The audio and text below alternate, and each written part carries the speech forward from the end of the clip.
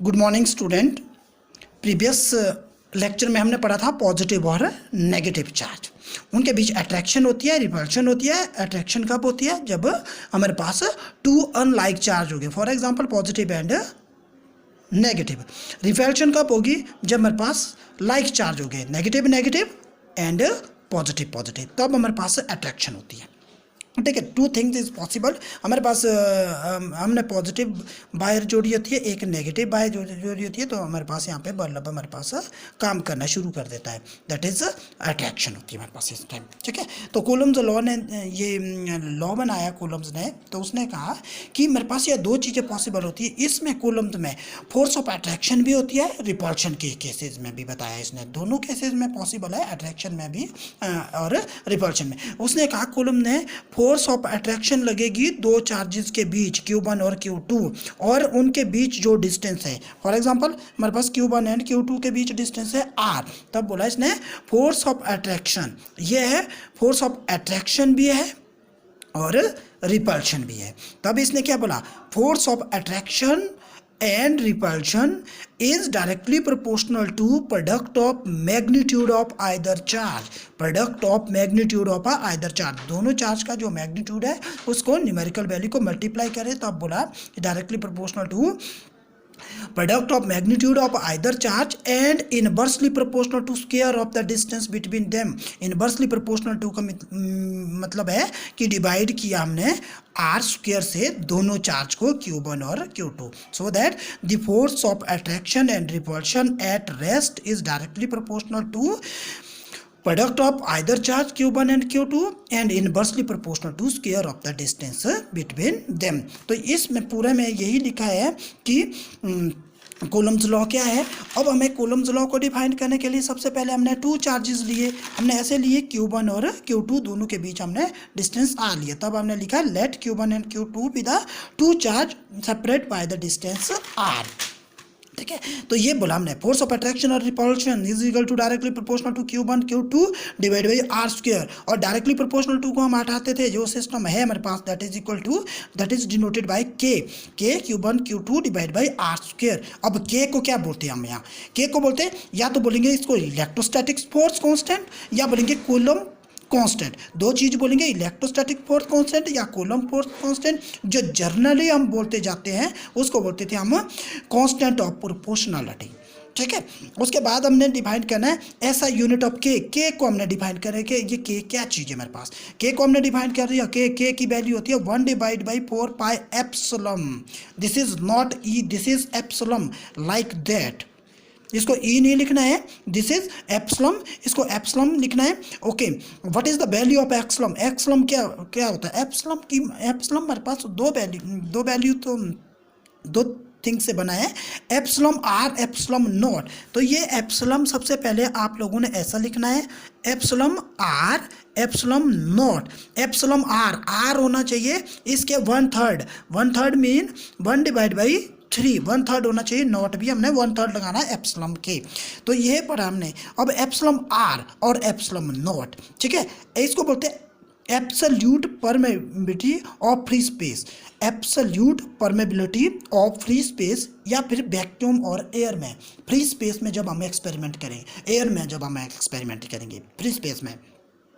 Epsilon r relative permeability of medium, relative permeability of medium. For example हमने यही charge वाला experiment हम किसमें, वाटर में करते हैं या फिर किसी कंडक्टर में करते हैं। ठीक है, तब हम इनकी वैल्यू बता देते हैं। ठीक है, हमने बोला कि एप्सिलॉन की वैल्यू यहाँ पुट कर दी, एप्सिलॉन की अलग अलग वैल्यू है, एप्सिलॉन नॉट और एप्सिलॉन आर। हमने एप्सिलॉन नॉट भी बता दिया, एप्सिलॉन आर भी बता दिया क्या होता है। उसके बाद हमने याद रखना एप्सिलॉन नॉट की वैल्यू होती है 8.854 10 की power 14 coulomb square newton inverse metre inverse square. This is very important, coulomb square newton inverse metre inverse square, ये वैल्यू आपने याद रखनी है 8.854 10 की पावर -12।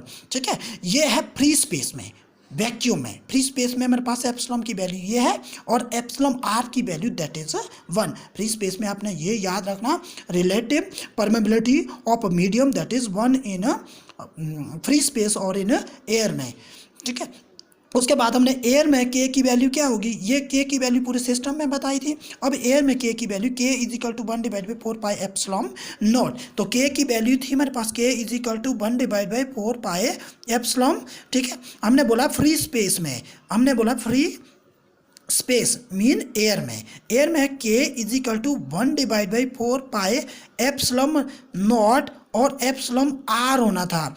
अब एप्सिलॉन नॉट की वैल्यू तो मेरे पास हमने बोला कि फ्री स्पेस में इसकी वैल्यू है 8.85 10 की पावर -12 और एप्सिलॉन आर की वैल्यू कितनी होती है 1, इसलिए हमने 1 को नहीं लिखा। तब हमने ये वैल्यू लिखी सीधी k is equal to 1 divide by 4 pi epsilon naught. Okay, अब हमने बोला कूलम फोर्स लिखो। कूलम फोर्स हमने लिखी थी F इज इक्वल टू के Q1 Q2 divide by r square. अब हमने के की वैल्यू अभी निकाली, हमने फ्री स्पेस में के की वैल्यू क्या निकाली हमने 1 divide by 4 pi epsilon naught. तो हमने यही वैल्यू पुट यहाँ पर करनी, F इज इक्वल टू के की जगह लिखा 1 divide by 4 pi epsilon naught Q1 Q2 divide by r square, ठीक है। अब हमने डिफाइन करना कि फिर से 1 divide by 4 pi epsilon not. अब देखो 1 डिवाइड बाई 4 की वैल्यू है, पाई की वैल्यू होती है 3.14 और एप्सिलॉन की वैल्यू मैंने बोला था कि इन फ्री स्पेस में 8.854 10 की पावर -12 एंड के इज इक्वल टू के की वैल्यू जब इसको हम 1 से सबको डिवाइड करेंगे तो we get the value 9 multiply 10 की power 9 newton metre square coulomb inverse square. मैंने नोट लिखा हुआ है यहाँ पे।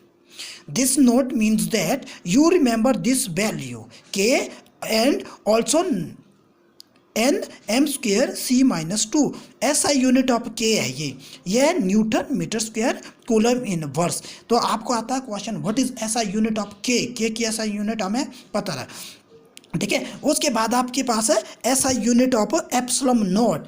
एप्सिलॉन नॉट की वैल्यू, इसकी SI यूनिट क्या, फॉर एग्जांपल k की वैल्यू है n metre square coulomb inverse, ठीक है। तो अब हमारे पास एप्सिलॉन की वैल्यू आएगी मेरे पास coulomb square metre inverse square newton inverse. तो ये मेरे पास एप्सिलॉन की वैल्यू आई, एप्सिलॉन की SI यूनिट है coulomb square metre inverse square newton inverse, क्योंकि जो एप्सिलॉन है, ठीक है ना, हमने बोला था k is equal to 4 pi epsilon naught coulomb. अगर हमारे पास के की वैल्यू मेरे पास के की SI unit newton metre square coulomb inverse square आई, तो एप्सिलॉन इसके इनवर्स में है तो ये उल्टी हो जाएगी। उल्टी मीन तो coulomb square metre inverse square newton inverse, ठीक है। तो उसके बाद आप लोगों ने याद करना है what is the dimensioning formula of epsilon naught. Epsilon not का डायमेंशनिंग फार्मूला मैंने यहाँ डिस्क्राइब किया है।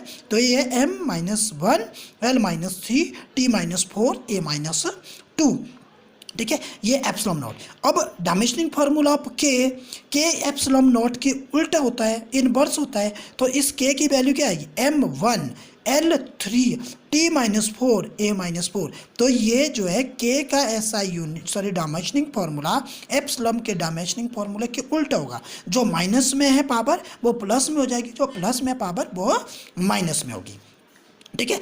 Limitation of Coulomb's law, next topic है limitation of Coulomb's law. Limitation क्या रही है, आप लोगों ने देखा कि चार्ज की वैल्यू है 1.6 10 की पावर -19 कूलम, ठीक है ना।